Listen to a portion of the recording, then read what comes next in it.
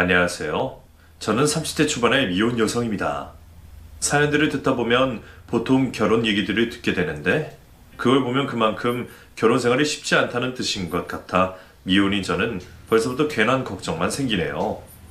혹시나도 나중에 걱정이 생기면 사연을 보내봐야지 생각했지만 아직 결혼도 하지 않은 제가 벌써 사연을 보내게 될 줄은 몰랐습니다. 제가 사연을 보내게 된 것은 제가 아닌 저희 언니 때문이에요. 어릴 적부터 저희 3남매를 알뜰살뜰 돌보며 늘 남을 위해 희생을 하기만 했던 불쌍한 저희 언니가 정말 말도 안 되는 일을 겪었기 때문이죠. 넉넉하지는 않지만 우애 좋고 사이 좋은 가족에서 제일 큰 첫째였던 언니는 어려서부터 참 착하기로 소문난 사람이었습니다. 언니도 어렸을 그 시절 3살, 6살 터울의 저희 오빠를 챙기며 늘 동생들에게 양보하고 희생만 하던 첫째 딸이었죠. 세 자녀 키우며 먹기 살기 빠듯한 형편에 늘 바쁘신 부모님 대신에 언니가 저희를 돌봤고 그런 언니는 저희의 보호자였고 엄마였습니다. 사탕 하나 있어도 동생들한테 양보하기만 바쁘고 늘 의젓하게 동생들을 챙기던 대단한 장녀였죠. 심지어는 어려운 가정 형편에 동생들 대학 보내겠다고 자기나 학업도 포기하고 일을 했던 언니였습니다. 그렇게 언니는 고등학교만 졸업하고 간호조무사 일을 하며 저희 등록금을 대주었고 덕분에 저와 오빠는 걱정 없이 대학 졸업장을 딸 수 있었어요. 언니는 자기가 좋아서 하던 일이라고 말했지만 저는 동생들 때문에 자기 꿈을 포기한 언니 때문에 속상했습니다. 그래서 그런 언니가 늦가게 대학생이 되어 간호대를 다니게 되었을 때는 언니보다 제가 더 기뻤어요. 그동안 동생들만 생각하느라 다 포기했던 언니가 처음으로 자신을 위해 결정한 선택이었으니까요. 간호조무사로 일하면서 간호사들과 차별받던 언니는 간호대에서 공부를 하고 정식 간호사가 되고 싶어 했습니다. 그렇게 언니가 20대 후반에 대학생이 되었을 때 언니 덕분에 공부해서 대학 졸업한 저와 오빠는 이미 사회생활하는 중이었어요. 그래서 이제는 우리가 은혜를 갚을 때가 되었다고 생각하며 학비를 도와주겠다고 했었죠. 그런데도 언니는 동생들에게 짐 지우기 싫다며 열심히 해서 장학금을 타겠다고 말하던 사람이었습니다. 그리고 정말로 언니는 장학금을 받으며 학교를 다녔어요. 일을 하면서 공부를 하다 보니 가끔 전액 장학금을 받지 못할 때도 있었지만 늦가게 대학생에게 믿기지 않을 정도로 대학생활을 잘 해냈죠. 저는 그런 언니가 너무 자랑스러웠고 대단하다 싶었습니다. 공부도 잘하고 착한 우리 언니를 누가 데려가려나 궁금했었죠. 그런 제가 형부를 만나게 된 것은 언니가 졸업을 얼마 남겨두지 않았을 때였습니다. 공부하랴 일하랴 그렇게 바빠 보이던 언니가 연애를 한다는 소식에 놀랐습니다. 언니는 누구나 돌아볼 정도로 예쁜 외모라 어딜 가나 인기가 많았지만 그동안 가족들을 위해 열심히 사느라 연애도 제대로 못 해봤거든요. 그런 언니가 바쁜 와중에 연애를 할 생각을 했다면 정말 좋은 사람일 거라고 생각할 수밖에 없었어요. 나중에 듣게 되었지만 그때 형부가 저희 언니를 정말 끈질기게 쫓아다녔다고 하더라고요. 그렇게 만나게 된 형부는 다 좋아 보였어요. 얼굴도 그만하면 깔끔하고 매너도 좋아 보이고 돈 잘 버는 안정적인 직장에 심지어 집안도 넉넉한 사람이라고 하더라고요. 그 정도면 우리 언니가 아니라 어떤 여자라도 만날 수 있을 것 같아 보였습니다. 그런 사람이 우리 언니를 좋다고 몇 달을 쫓아다녔다고 하니 제가 더 뿌듯할 정도였죠. 특히나 언니를 챙겨주는 모습이 마음에 들었습니다. 저도 몇 번 만나보진 않았지만 같이 있는 동안 우리 언니 손으로 물 한 잔 못 따르게 할 정도인 걸 보니 그동안 고생만 했던 언니가 그 정도는 받고 살아야 한다 싶었거든요. 그 후 형부는 언니가 간호대를 졸업하자마자 프로포즈를 했고 언니는 예비 신부가 되었죠. 간호사로 정화하기 바쁜 와중에 결혼 준비까지 해야 했던 언니는 무척 피곤해 보였어요. 그때는 저도 결혼에 대해서 잘 모르다 보니 언니가 그냥 몸이 피곤해서 얼굴이 안 좋은 줄 알았더니 상견례 자리를 갔어야 뭐가 문제인지 알겠는 겁니다. 집에 돈 좀 있다던 사돈 어른들은 처음 만나는 자리에서부터 저희 집과 언니를 은근히 무시하고 있었어요. 없는 살림에 자식 셋이나 키우려면 고생 많으셨겠어요. 원래 가난한 집에 큰딸은 살림 미천이라 그러던데 그런 딸 보내려니 아까우시겠어요? 제가 아무리 뭘 모르는 아이라고 해도 그 말이 무시인 줄은 알아들을 수밖에 없었습니다. 안 그래도 언니가 시댁 식구들 앞에서 괜히 기죽은 듯 안절부절하는 게 마음에 안 들었는데 그 집에서는 우리 집이 가난하다고 대놓고 무시를 하는 게 기분이 나빴죠. 심지어 어렵게 공부해서 이제 막 간호사가 된 언니들어 집에서 애 낳고 살림이나 하라는 소리를 했다더라고요. 그 집이 얼마나 대단하고 형부가 얼마나 잘났는지 몰라도 저는 당연히 저희 언니가 더 아까웠어요. 그래서 상견례를 다녀와서는 언니들어 이 결혼 안 하면 안 되겠냐고까지 말을 할 수밖에 없었습니다. 언니가 뭐가 하셔서 그런 무시 당해야 해. 나 진짜 기분 나빠. 그런 거 아니야. 걱정이 되셔서 그러시겠지. 그런다고 사람을 무시해? 그리고 형부는 왜 가만히 있는 건데? 원래 남편들이 중간으로 잘해야 한다는데 나중에 언니만 고생하는 거 아니야? 아니야. 너희 형부 나한테 잘하는 건 너도 잘 알잖아. 상이 네가 뭘 걱정하는지 알지만 언니 괜찮아. 언니 형부 많이 사랑해. 네 결혼하고 싶어. 그러니까 상이 너도 언니 결혼 그냥 축하해주면 안 될까? 언니가 그렇게까지 말하니 제가 뭐라고 결혼을 반대하겠나요? 결국 언니는 숙이는 결혼을 했고 그 후로 저는 언니를 더 보기 어려워지게 되었습니다. 원래 신혼에는 바쁜 게 당연하겠죠. 결혼 생활하랴 간호사일 하랴 바쁠 거라는 건 알았지만 전화 한번 하기 어려울 정도로 바빠질 줄 몰랐어요. 그전에는 아무리 바빠도 저랑 매일 틈틈이 연락을 했던 언니였으니까 말이에요. 안 그래도 우리 집 무시하는 사돈이라 걱정되었는데 심지어 언니가 그 시댁에 들어가게 살게 되었으니 저는 당연히 걱정이 많을 수밖에 없었습니다. 그래서 혹시 언니가 시집살이라도 당하는 건 아닌가 물어봐도 언니는 늘 걱정 없이 잘 지낸다는 말뿐이었어요. 저는 그런 언니를 찾아가 보고 싶었지만 언니 시댁 때문에 집으로 찾아가지도 못했죠. 그렇게 걱정만 하며 지내다가 언니가 결혼하고 첫 명절이 되었고 명절 마지막 날까지 친정집으로 오지 못하는 언니를 보며 저는 언니의 결혼 생활이 순탄치 않음을 예상할 수밖에 없었습니다. 부모님도 그런 언니 사정에 안타까워하셨지만 이제 와서 이혼을 시킬 수도 없는 상황이라 어쩔 도리가 없었어요. 이혼한 자식 책임질 수 있는 집도 아니었고 부모님은 언니가 이혼녀가 되는 걸 두려워하셨거든요. 그래도 저는 언니가 잘 지내기를 바라며 언니의 소식을 기다릴 수밖에 없었죠. 그러던 어느 날 저는 차마 믿기 어려운 소식을 접하게 되었습니다. 이제 결혼한 지 3년밖에 안 된 언니가 갑자기 이혼을 하게 되었다는 소식이었습니다. 그것도 언니가 바람을 펴서 그 집에서 쫓겨나던 이혼을 당했다는 얘기였어요. 처음에는 제가 잘못 들은 건 줄만 알고 몇 번이고 확인을 해야 했습니다. 형부가 아니라 언니가 바람을 폈다고? 언니가? 몇 번이고 반문해도 언니가 바람이 난 게 맞다는 부모님의 말에 저는 하늘이 무너지는 듯한 충격을 받을 수밖에 없었습니다. 다른 사람도 아니고 그 착한 언니가 바람을 폈다니. 우리 언니를 조금이나마 아는 사람이라면 그게 얼마나 허무맹랑한 이야기인지 잘 알 수밖에 없었을 거예요. 그 말을 도저히 믿을 수 없었던 저는 언니를 직접 만나 얘기를 듣기 전까지는 그 말을 믿지 않기로 했습니다. 부모님이 그 일로 언니에게 크게 실망을 하시고 주변 사람들이 모두 언니를 손가락질 하더라도 저 하나만큼은 언니를 믿어주어야 했으니까요. 바람나서 이혼당했다는 이유로 친정집에서 편히 지내지도 못하고 친구 집에 얹혀 지내고 있다는 언니를 찾아간 저는 언니의 입으로 직접 그 얘기를 들을 수가 있었어요. 설마 아닐 거라고 믿었던 저의 생각과 달리 언니는 아주 담담하고 처연하게 자신의 잘못을 시인하고 있었습니다. 언니 아니지. 그 말 틀린 거지. 언니가 바람이 났다니 그건 말도 안 되는 일이잖아. 그치? 미안해 상이야.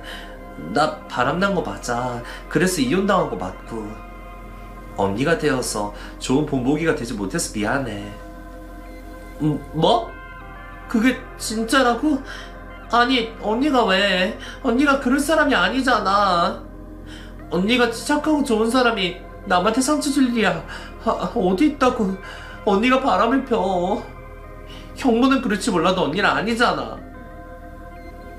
도저히 믿지 못하겠다는 표정으로 따져묻는 제 앞에서 언니는 면목 없다며 고개도 들지 못하고 자신의 잘못을 담담히 인정하고 있었습니다. 우리 언니가 정말 바람을 폈다는 사실을 언니 입으로 직접 듣게 된 저는 큰 충격에 무슨 말을 해야 할지 몰랐어요. 하지만 저는 그런 언니를 차마 비난할 수가 없었습니다. 세상에서 제일 착한 언니가 그런 짓을 벌였으면 그건 분명 이유가 있을 수밖에 없다고 생각했거든요. 물론 어떤 이유에서든 불륜이 정당화될 수는 없다는 걸 알면서도 저는 언니를 끝까지 믿을 수밖에 없었습니다. 그래서 저는 다른 것보다 그 이유가 너무 궁금했어요. 대체 어떤 사람이길래 언니를 불륜녀로 만들었을지, 언니가 무슨 마음에 그런 짓을 했을지 말이에요. 그럼 설명이나 좀 해봐. 그렇게 입 다물고 미안하다고만 하지 말고 이런 일이 벌어지게 된 이유를 설명해달란 말이야. 이제 와서 변명해봐야 무슨 소용이니. 그냥 내가 잘못한 게 맞아. 이런 언니라서 미안해.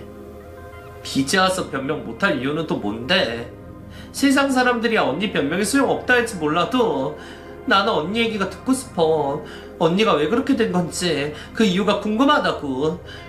언니 원래 이런 사람 아니잖아. 근데도 그런 짓을 하고 순순히 이혼당할 정도면 이유가 있을 거 아니야. 왜? 그 사람이 그렇게 좋았어? 그렇게 잘해줬어? 사실 먼저 바람을 폈던 건 남편이었어.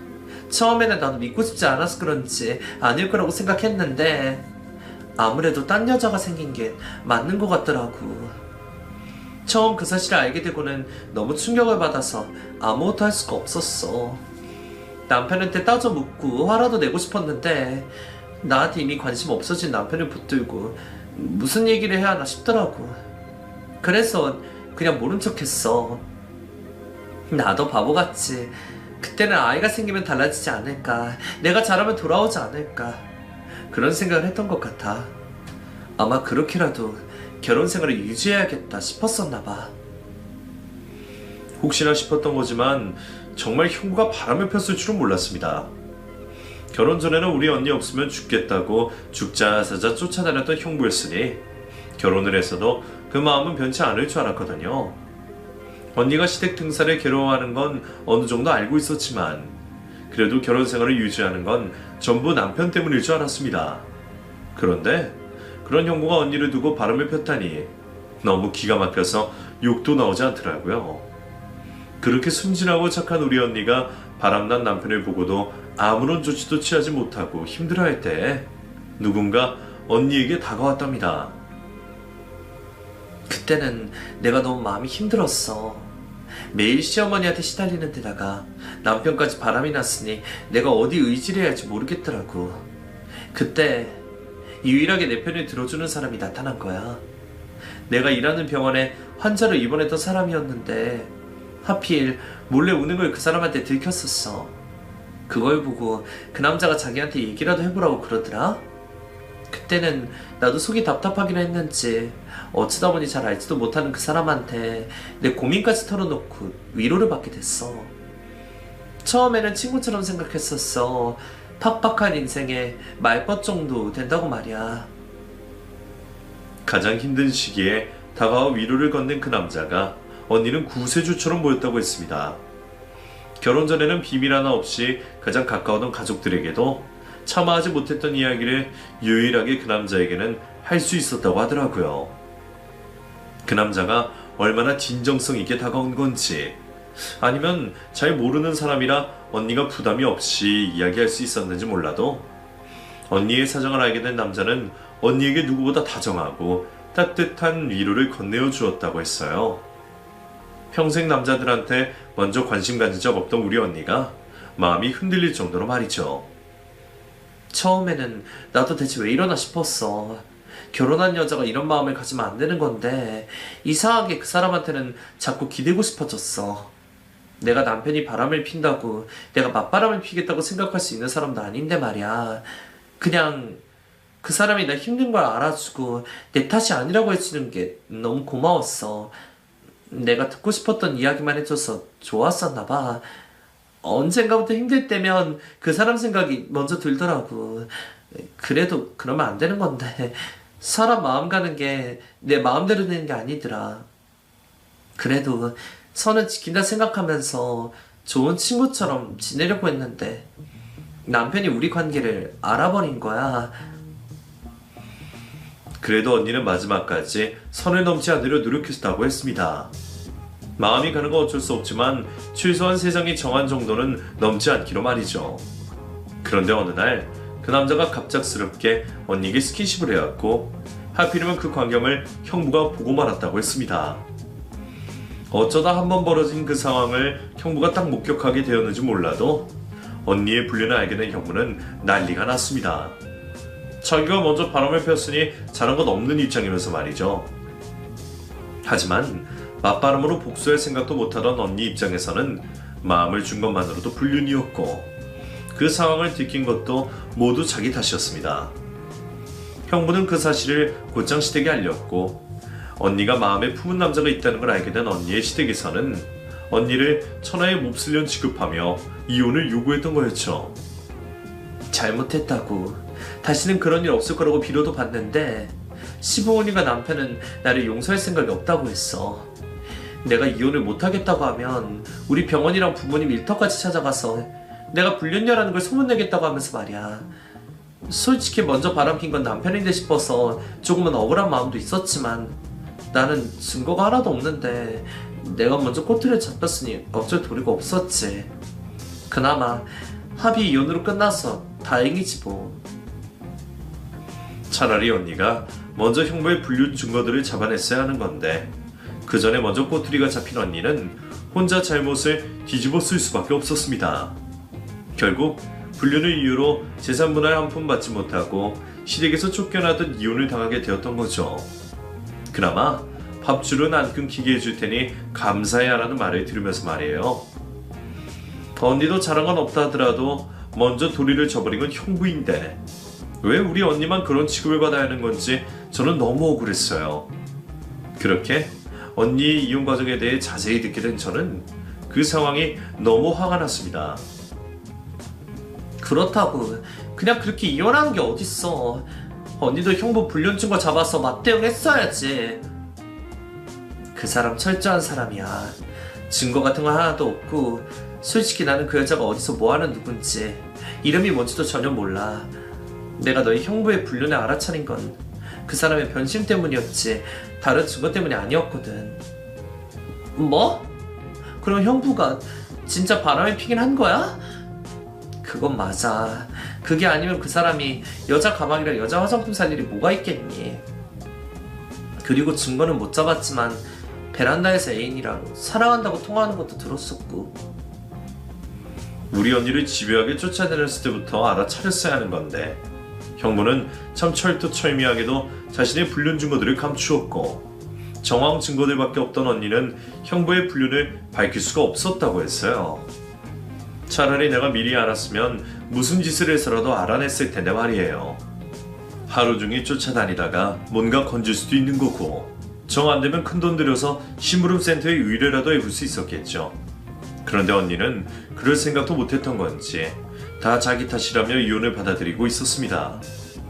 이럴 때는 우리 언니가 착하기만 한 게 정말 싫었죠. 언니는 아무것도 받지 못하고 맨몸으로 쫓겨난 게 억울하지도 않은지 이미 지나간 일에 더 이상 연연하지 않겠다는 말뿐이었어요.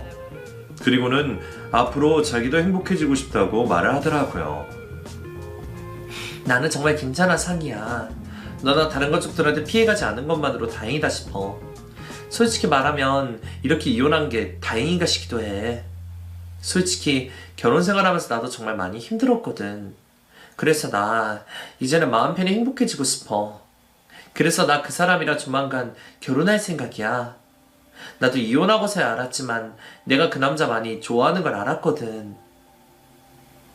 바람난 남편 때문에 잠깐 마음 기댈 곳이 필요해서 그랬던 게 아니었던 건지 심지어 언니는 그 사람과 새 출발을 기대하고 있었습니다. 저는 그 말이 언니의 이혼 소식보다 더 충격적이었어요. 언니가 그 남자에게 위로를 받았고 그 남자를 얼마나 좋아하건 그런 거를 떠나서 솔직히 저는 아직 얼굴도 보지 못한 그 남자에게 원망이 있을 수밖에 없었거든요.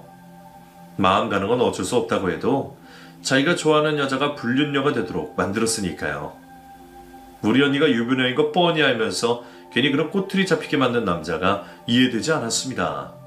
하지만 저는 속에 있는 그 말을 차마 언니 앞에서 할 수가 없었어요.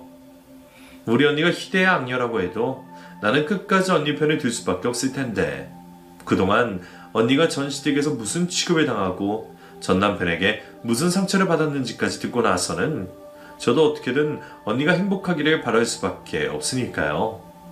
남들은 바람나서 이혼당하고서 무슨 염치에 재혼을 하느냐며 손가락질 하더라도 저는 고생한 언니를 위해서라도 언니의 새 출발을 응원할 수밖에 없었습니다. 당연히 걱정은 되었지만 언니가 행복하다고 말하니 그 행복을 빌어줄 수밖에 없었죠. 하지만 저를 뺀 나머지 식구들은 그런 언니의 결정을 이해하지 못했습니다. 솔직히 저도 이해는 하지 못했지만 그래도 저는 언니의 편을 들어줄 수밖에 없었는데 나이 있으신 부모님과 오빠는 언니가 잘못돼도 한참 잘못되었다며 그 남자와 결혼을 하겠다고 말려온 언니를 문전박대했습니다. 언니가 자기 얘기도 제대로 하지 못하고 대문 밖으로 쫓겨나는 것을 지켜봐야 했던 저는 너무 가슴이 아팠어요.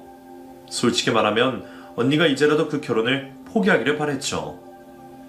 언니, 이런데도 정말 그 결혼 하고 싶어? 식구들 다들 반대하고 결혼식을 가지도 않겠대잖아. 그래도 좋아? 미안해. 근데 상이야. 이제 와서 내가 그동안 고생하면서 살았다고 너나 다른 가족들한테 알아달라는 것도 아니고 원망하는 것도 아니지만 나도 이제는 좋은 사람한테 사랑받으면서 행복해지고 싶어. 그리고 그 사람은 나한테 그렇게 해줄 사람인 것 같아. 내가 힘든 시기를 견딘 것도 그 사람 덕분이니까 앞으로도 그렇게 살 수 있지 않을까? 그래서 나는 이 결혼 해야겠어, 상이야. 저는 행복해지고 싶다는 언니의 앞에서 더 말을 꺼낼 수가 없었습니다. 알았어. 나도 언니가 행복했으면 좋겠어. 언니가 이 결정으로 행복해질 수 있다면 나도 언니 응원할게. 다른 식구들은 내가 한 번 더 설득해 볼 테니까 언니도 너무 걱정하지 마. 내가 말씀 잘 드려서 결혼식 참석하게 할게. 엄마, 아빠, 오빠도 지금 속상하셔서 그러는 걸 거야. 그래도 우리 가족들 다 언니 사랑하는 거 알지?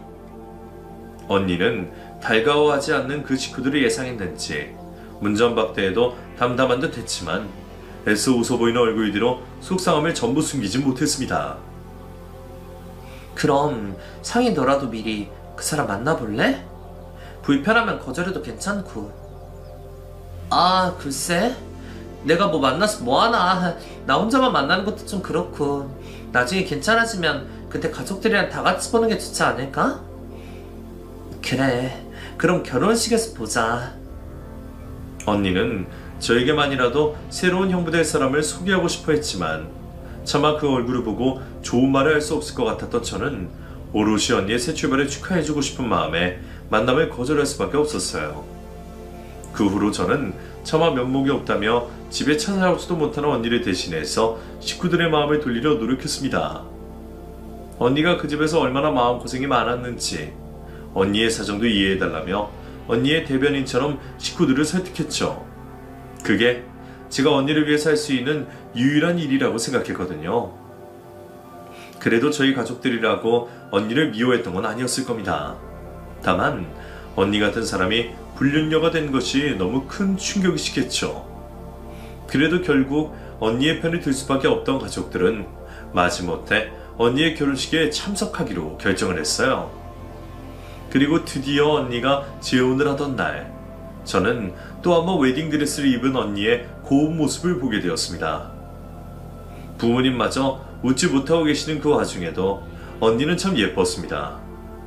상황이 상황이다 보니 양쪽 모두 하객들을 많이 부를 수가 없어서 100명 남짓의 작은 규모의 결혼식을 올려야 했기에 하객들은 그리 많지 않았는데 그게 차라리 다행이다 싶었던 저는 혹시나 별일 없기를 바라며 언니의 두 번째 결혼식이 무사히 치러지기만을 기도하고 있었습니다.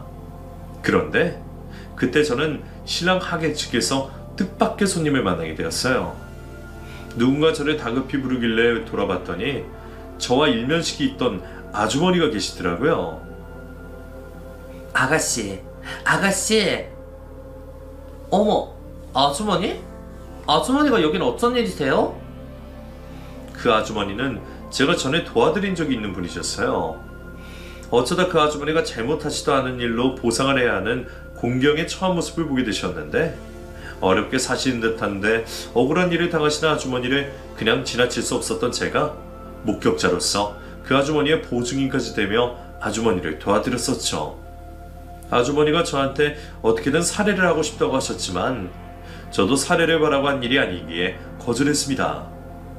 그런데 그때 그 아주머니를 결혼식장에서 다시 만나게 되어 얼마나 놀랐는지 몰라요. 아가씨야말로 여긴 어쩐 일이야? 이 결혼식 참석한 거야? 아, 예, 맞아요. 사실 오늘 결혼하는 신부가 저희 언니거든요. 아주머니도 결혼식 참석하신 거예요? 신랑 측? 뭐라고? 결혼할 세리가 아가씨 언니라고? 네, 저희 언니요. 아주머니는 신랑 쪽이랑 무슨 사이세요? 친척이신가? 그럼 저희 사돈어른 되시는 거예요? 어쩜 이런 우연이 있어요. 저희가 정말 인연은 인연이었나 보네요. 아니 그게 저 아가씨 이리 잠깐 와봐봐. 예?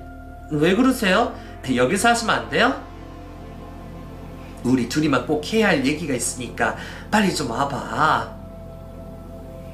반가움에 인사를 나기도 잠시 아주머니는 저를 사람들 없는 곳으로 급히 데려가시더니 갑자기 심각한 얘기를 시작하셨습니다. 아가씨, 내가 아가씨한테 꼭 해줘야 할 얘기가 있어. 무슨 말씀인데 그러세요? 아가씨 언니 살리고 싶으면 이 결혼 당장 막아야 해. 예? 그게 무슨 말이에요? 결혼을 막으라뇨. 아휴, 이거 얘기하면 안 되는 건데. 근데 다른 사람도 아니고 아가씨 언니라니까 얘기를 안 할 수가 없겠네. 사실 나 신랑 친척 아니야. 잘 알지도 못하는 사람이고 나는 그냥 여기 하객 아르바이트 하러 온 거야. 나 말고도 지금 신랑 쪽에 앉아있는 사람들 전부 대타 뛰러 온 거야. 신랑 측 하객 전부가 다들 오늘 신랑과 처음 만난 일면식 없는 사이라는 얘기에 저는 이게 무슨 말인가 싶었습니다.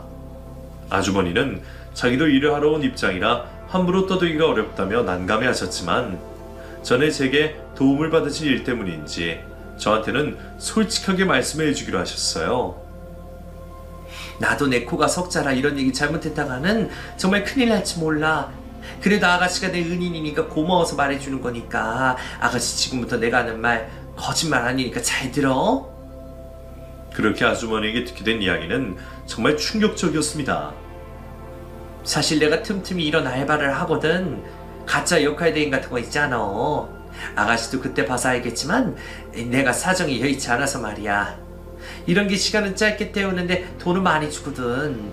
그래서 양심에는 걸리지만 돈 받고 하는 일이라 생각해왔는데 아휴, 내가 설마 아가씨 이런 데서 만날 줄은 몰랐네. 근데 뭐 하객 대행이야 부를 사람 없는 사람들이 많이 이용하잖아요. 제 지인도 어릴 적에 왕따 당해서 친구들이 별로 없어서 부르는 걸 본 적 있었어요. 그런 거라면 내가 얘기를 하지도 않았겠지.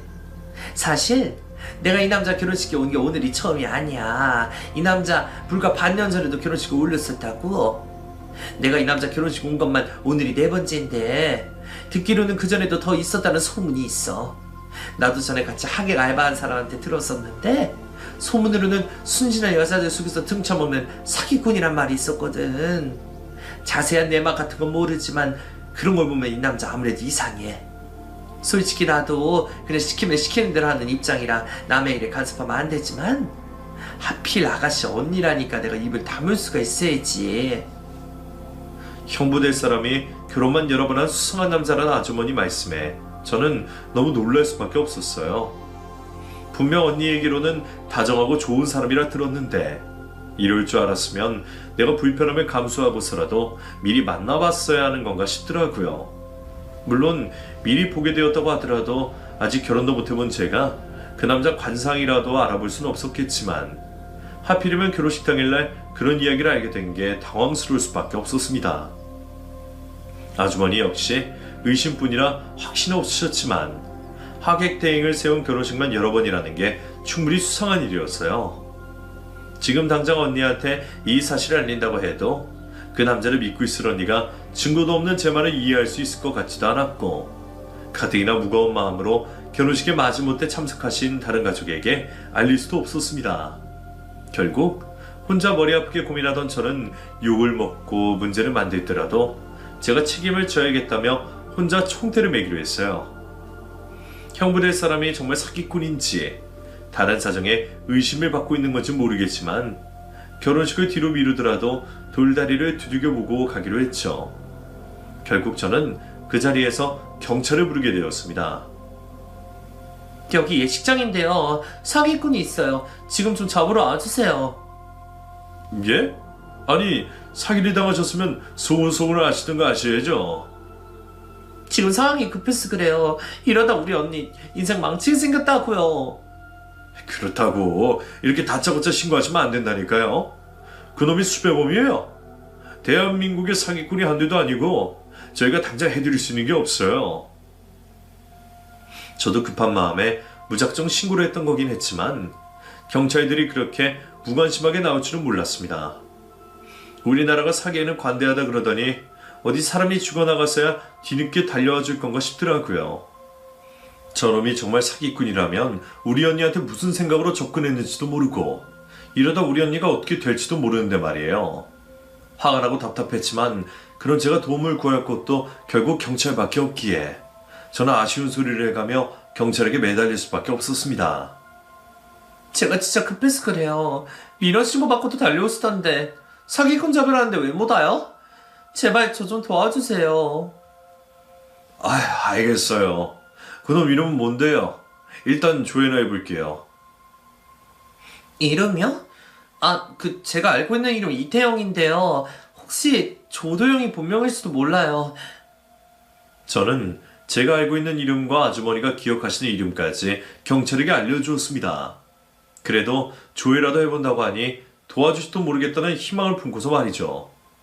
그런데 제가 그놈 이름을 알려드리자 여태 저를 나무라던 경찰분이 갑자기 말씀이 없으시더라고요. 진짜 그 사람 이름이 조도영 맞아요? 혹시 그놈 키는 178 정도의 쌍꺼풀 짙고? 맞아요. 혹시 뭐가 나왔나요? 거기 위치가 어디라고 했죠? 저희가 지금 당장 출동하겠습니다. 혹시 그놈이 눈치를 채면 도망갈지 모르니까 저희가 갈 때까지 최대한 티내지 않고 도주하지 않게 좀 해주세요.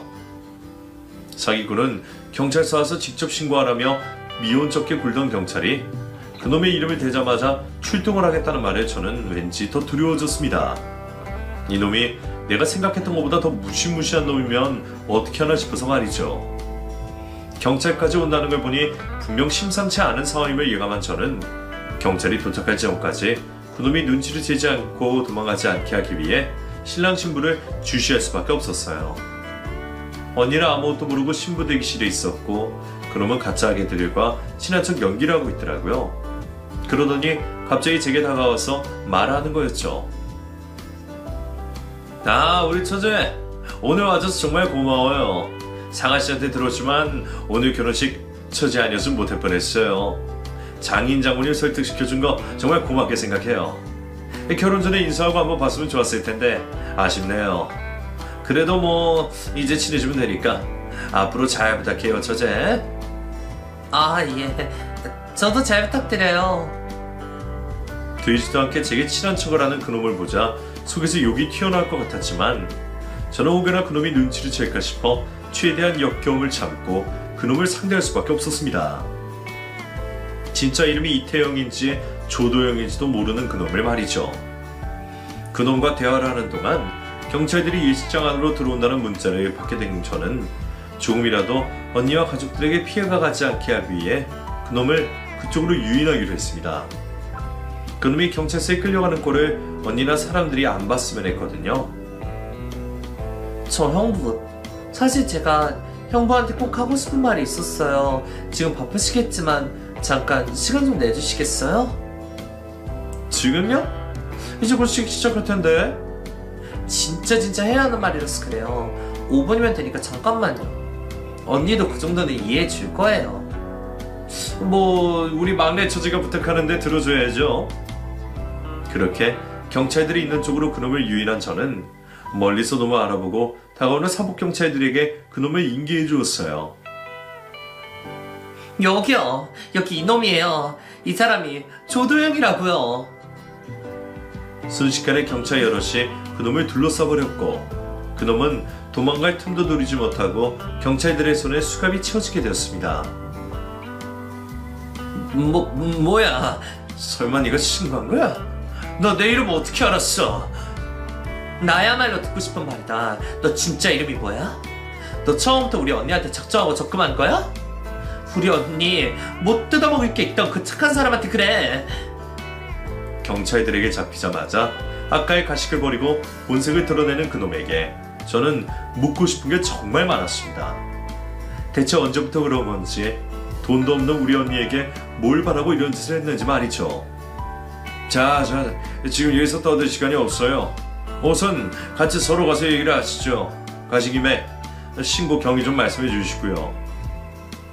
다급히 발걸음 옮기는 경찰들 때문에 그 자리에서 묻지는 못했지만 경찰서까지 따라간 저는 그곳에서 사건의 모든 내막을 알게 될 수 있었습니다. 저를 도와주신 아주머니 예상처럼 그놈은 이미 전과가 화려한 놈이었어요. 금품갈취에 절도에 사기까지 무려 10범이 넘는 잡범이더라고요. 그런 잡범을 사복경찰들까지 출동해서 현장 체포를 한 것은 다름 아닌 한 여자의 죽음 때문이었습니다. 이놈 이거저거 사고도 많이 쳤는데 특히 여자들 등을 많이 쳐먹었어요. 반반한 얼굴 때문에 그러는지 여자들이 이놈한테 당한 일이 많았더라고. 근데 차라리 돈만 뜯겼으면 그나마 다행인데 한 사람이 이놈 때문에 죽었어요. 그 사람은 다른 가족도 없고 혼자 열심히 사는 여자였는데 저놈한테 재산 털리고 처지를 비관한 거지. 그래서 경찰도 찾던 놈이었어요. 이미 여러 번의 사기 행적으로 경찰들이 쫓고 있던 그놈은 결국 저희 신고로 잡히게 되었던 겁니다. 그놈 때문에 목숨을 잃은 여자까지 있었다니 저는 아직도 아무것도 모르고 있을 언니 생각에 정신이 아찔해지고 말았어요. 아니나 다를까 제가 경찰서에서 그런 얘기를 듣고 있는 동안 결혼식장은 난리가 났던 모양입니다. 입장 10분 전에 신랑이 없어졌으니 다들 무슨 일인가 싶었겠죠. 그래서 제가 오빠에게만 몰래 상황을 설명해둔 상태였어요. 형부네 사람이랑 경찰서에 왔는데 아직 확실해질 때까지는 언니에게 얘기를 하지 말라고 말이죠.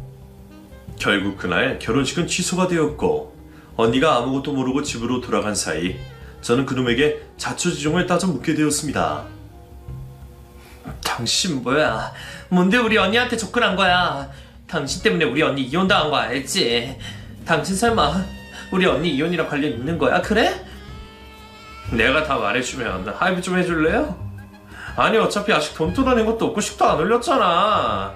나도 여기서 전과 더 싸면 곤란해서 그래. 내가 도와줄 테니까 경찰 쪽에 말 좀 잘해줘요. 나 상아 씨한테 다른 감정 없어요. 그 남편이 나한테 먼저 부탁을 했다고. 그게 무슨 말이야? 부탁을 했다니 형부가? 이혼한 당신 형부가 나한테 자기 마누라 좀 꼬셔달라고 그랬다고. 그래주면 돈 준다 그래서 나는 시키는 대로 그렇게 했을 뿐이에요. 기왕이면 결혼까지 해달라 했어. 결혼식만 올리고 사라져주려고 했지. 정말 그 이상은 없다니까. 먼저 바람을 피고 있던 형부는 언니와 이혼을 하고 싶었지만 이혼을 하면 잘못을 저지른 자신이 불리해질 것이 뻔했기에 언니에게 모든 걸 뒤집어 씌우려 했던 모양입니다. 그래서 그 남자를 언니에게 일부러 접근하게 시켰고 하필이면 형부가 언니의 외도 장면을 목격했던 것도 의도적이었던 거죠. 그제서야 모든 퍼즐을 맞추게 된 저는 말도 안 되는 상황에 실수가 터져 나왔습니다. 그 쓰레기만도 못한 놈이 감히 우리 언니를 가지고 놀았다는 생각에 저는 당장이라도 그놈을 쫓아가서 찢어놓고 싶은 심정이었어요. 그것도 모르고 혼자 죄인이 되어 이혼을 당했을 우리 언니가 너무 불쌍했습니다. 이제라도 알게 된 이상 제가 뭐라도 할 수밖에 없었죠. 저는 그 사기꾼 놈에게서 그놈이 형부와 주고받은 문자와 의뢰 내용들에 대한 증거를 받기로 했습니다. 물론 사기꾼과는 합의를 해준다는 약속을 해야 했지만 그때는 그렇게 할 수밖에 없었어요. 나쁜 놈을 잡으려고 나쁜 놈과 합의를 해야 하는 건 안타까운 일이었지만 우리가 아니더라도 그놈은 어차피 실형을 받을 테고 그럼 우리 언니라도 제대로 복수를 해야 하는 거라 맞는 거라 생각했거든요. 우리의 주적은 그 사기꾼 놈이 아니라 언니의 전 남편이었기에 저는 형부를 위한 복수의 칼을 갈게 되었습니다. 그래도 하늘이 도우시는지 거래의 대가는 제 생각 이상이었어요. 사기꾼이 괜히 사기꾼이 아닌 건지 그놈이 이미 형부의 뒷조사를 전부 마쳤더라고요. 덕분에 언니와 혼인기간 내에 형부가 바람을 피고 있었던 증거까지 받을 수 있었습니다. 이 정도면 언니도 다시 형부와 소송을 붙어볼 수 있겠다는 생각에 저는 그제서야 부모님과 언니에게 사과를 할 수 있었어요. 제가 겪은 이야기를 전부 듣게 된 가족들은 모두 놀라움을 감추지 못했습니다. 아니 그게 정말이냐? 그놈이 그런 거라고? 그 쓰레기 새끼, 감히 지 잘못 돕겠다고 누나한테 뒤집어줘? 세상에 그럼 우리 상아만 괜히 욕보인 거 아니냐? 그럴 수도 모르고 우리는 상아 너한테 위로도 못 해주고 미안하다 상아야. 아니에요. 애초에 제가 그렇게 안 넘어갔으면 된 건데 저도 잘한 건 없죠. 근데 이제 와서 이혼 소송을 다시 할 수 있을까? 나도 잘한 건 없는데. 언니가 뭘 잘못했는데? 애초에 짜고 치던 고스톱이었다는 거 밝혀지면 그쪽에서도 방법 없을 거야. 그리고 언니가 진짜 그놈이랑 뭘 한 것도 아니잖아. 아무튼 내가 변호사님 만나봤는데 증거만 있으면 손해배상 충분히 받을 수 있다고 하니까 뭐라도 해보자. 나 억울해서라도 언니가 이대로 포기하는 거 못 봐. 그동안 언니가 우리 희생했으니까 이제는 우리들이 도울게. 지더라도 끝까지 해보자. 언니는 자기 때문에 고생이라며 뒤늦은 이혼 소송을 포기하고 싶어 했지만 형부를 용서할 수 없었던 저는 손해를 볼지언정 재소송을 해야 한다고 생각했어요. 그 후 저희는 새로운 혼인 파탄의 증거를 발견했다며 재소송을 시작하게 되었고 몇 달간의 법정 공방 끝에 결국 손해배상을 받게 되었습니다. 애초에 혼인 파탄의 원인을 제공했던 것이 불륜을 저지른 남편 쪽이었고 언니가 불륜녀로 낙인 찍힌 일도 그놈의 짓이었다는 걸 제대로 인정받을 수 있었죠. 그쪽에서는 받아들이지 못하겠다고 항소를 하려 했지만 상대 변호사가 보기에도 결국 아니다 싶었는지 소송 포기를 선언했던 모양이더라고요. 덕분에 당시에는 합의 이혼으로 돈 한 푼 못 받고 나왔던 언니가 이제는 재산분할과 정신적 피해 보상까지 제대로 받아낼 수 있었어요. 덕분에 언니는 이혼을 한 후로 처음으로 환하게 웃어 보였죠. 물론 전 남편 때문에 별일을 다 겪고 결혼을 2번이나 망칠 뻔했던 일이 있었지만 제 덕에 숲으로 돌아가 다행이라며 제게 고마움을 전했습니다. 내가 너무 바보 같아서 가족들한테 못 보일 것만 보였네. 특히 상이 너한테 너무 미안해. 미안하긴 뭐가 미안해.